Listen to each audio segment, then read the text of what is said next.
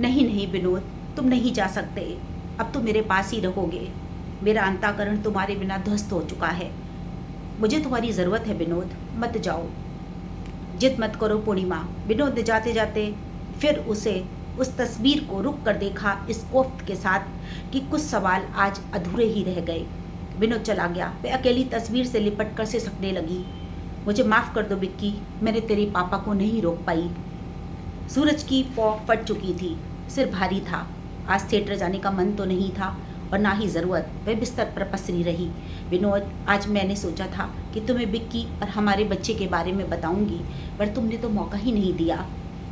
फिर तुम्हें बताती भी तो कैसे? वह अब इस दुनिया में है ही कहाँ।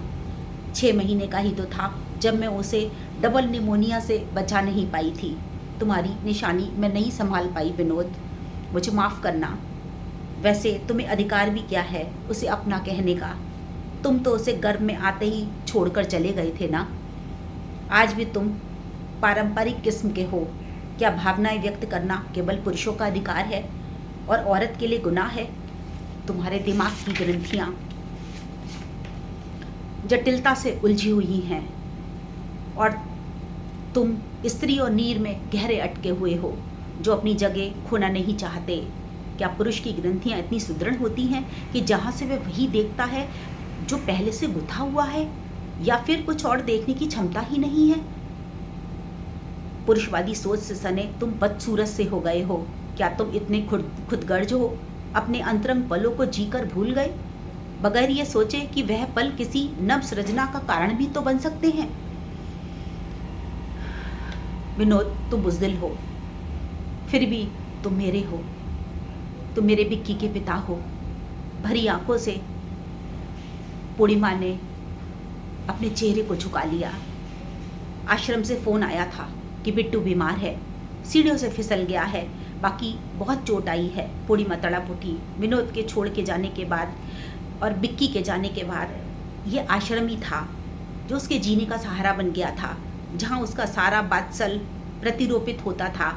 जीवन के खारे सागर में स्नेह की नाव सुरक्षित थी और उसी नाव पर समूचा आश्रम समा गया था।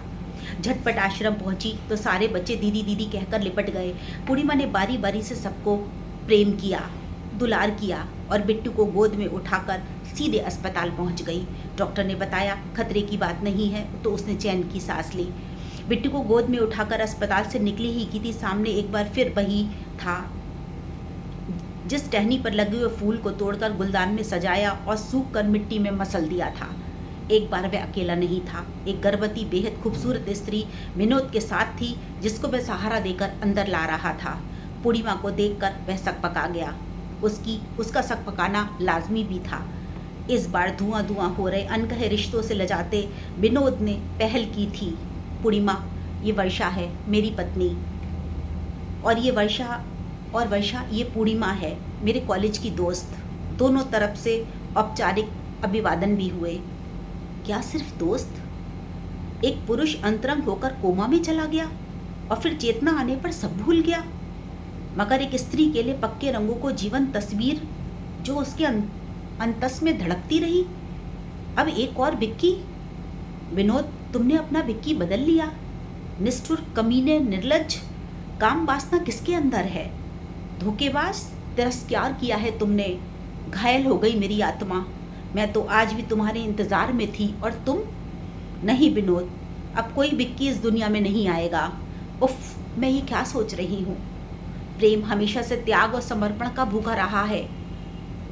मैं भी तुमसे वही प्रेम तो किया है। फिर नहीं, मेरा प्रेम अपनी परीक्षा अव्वल दर्जे में उत्तीर्ण करेगा।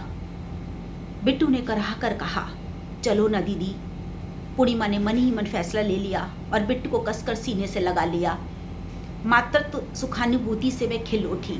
विनोद के करीब जाकर बोली, बधाई हो। आज वह हल्का महसूस कर रही थी। उसने विनोद को माफ़ कर दिया था। उसे सागर से मिलने की तमन्ना नहीं थी। निर्मल धार सी वो बह रही थी। ये थी पूर्णिमा की कहानी, जो ये कहानी मेरे कहानी संग्रह तृष्णा में है। फ्रेंड्स, बताइएगा कि आपको मेरी कहानी कैसी लगी और आगे भी आप लोग सुनते रहिएगा कहानी।